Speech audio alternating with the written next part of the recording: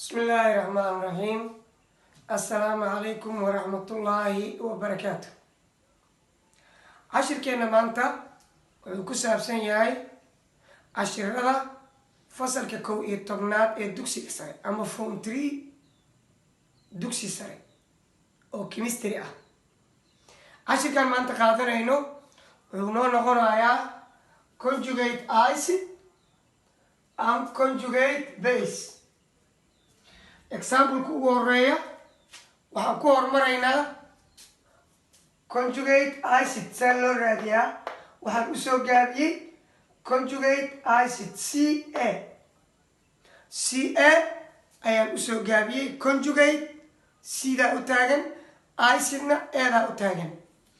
Okay, example ku horeeya example 1 find soo hel ma soo raadi the conjugate acid Ca of hydrogen carbonate HCO3 negative 1 negative hal negative wuxuu la mid yahay negative 1 macnaha charge-ka meeshaan saaran waa negative 1.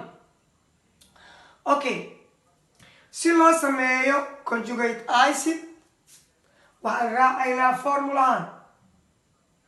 formula muxuu ku leeyahay ama qaacidadan base ayaa lagu darayaa h plus ama proton kadibna waxaa la helayaa is equal conjugate acid. Okay, HCO3 negative 1 halkaan kusoo dhigo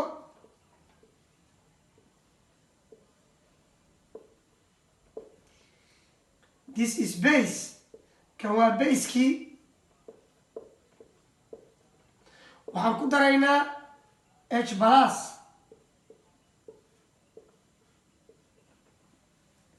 maxaa imaanaya marka htan ay ku dirsamaysaa hal h markaan ku darana waa laba h marka subscriptigeena ama hoosgalayan wuxuu noo noqonayaa 2 CO3 sideeda u dhiganaynaa. hadda waxaan samaynaynaa marka raadinaynaa meeshaan charge-ka fuulaaya muxuu noqonayaa mase maba fuulaayaba. ardayow haddii aad haysato halkan waa hadda waa 1 plus intana kanoo dhanna wuxuu leeyahay 1 minus labadan way isku kansalmaayaan meeshaanna waa 0 wax fuulaayana ma jiri doonaan. sidee lagu soo saaray marka kaas sida lagu soo saaray ayaan hadda xoogaa idin proof garaynaa ama idin caddaynaa. Okay, inta kanoo dhan wuxuu leeyahay negative 1 plus bracket fur kan htan waxaa kor saaran plus 1 negative 1 plus iyo plus markaas ku dhufto waa plus 1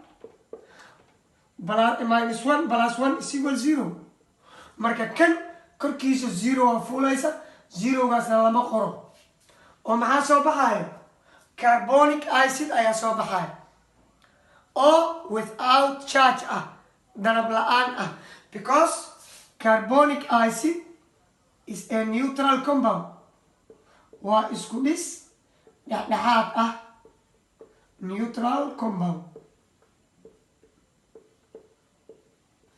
qaabkaas ayaa loo sameeyaa markii la raadinayo conjugate acid. Okay, aan qaadano example labaad aan qaadano example number 2.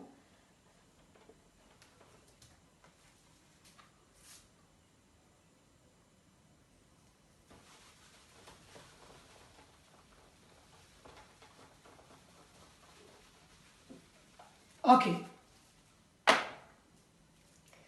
example keena labaad wuxuu noo noqonayaa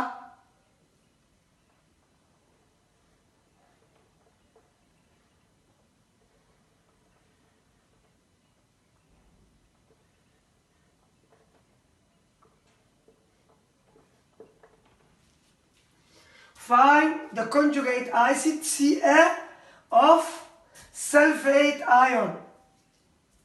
waxaa nala ka rabaa sulfate ion inaan soo saarno ama soo helno ama qorno conjugate acidkeeda. okay, isla formulaheena aan raacno. SO4 -2 is a base. waxaan u geynaynaa H plus sida formulaheenu uu noo sheegayo. formuladaas kore sida uu noo sheegayo. okay, waxaa soo baxaya H-ta oo qabsata halkaas qabsata HSO4 ayaa noo soo baxay.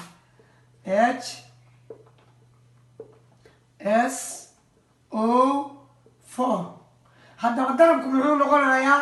chargeka inta fuulaya muxuu noqonayaa? waan raadinaynaa asagana. halkan waxaan haysanaa -2 plus inta waxaan haysanaa +1. -2 plus iyo plus waa +1. haddaan kala jarno waa -1. so inta waxaa fuulaya 1 negative ah. haddaa rabta saan waa u qori kartaa, wax problema male. kan -2 waa dhigi kartaa, saanna waa u qori kartaa, wax problema maaha.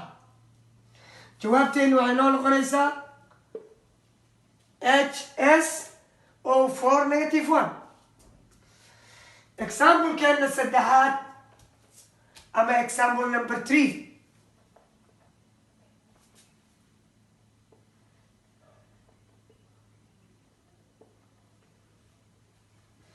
wuxuu noo noqonayaa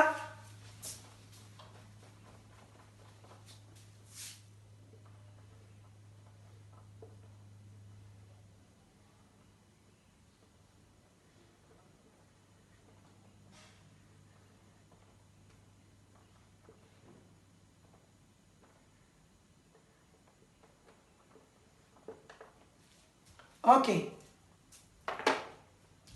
HbO4 -2. negativeka saana waa u qori kartaa, intana waa dhigi kartaa, waa same. waaye aan raadino annagoo raacayna formulahan. soo qoro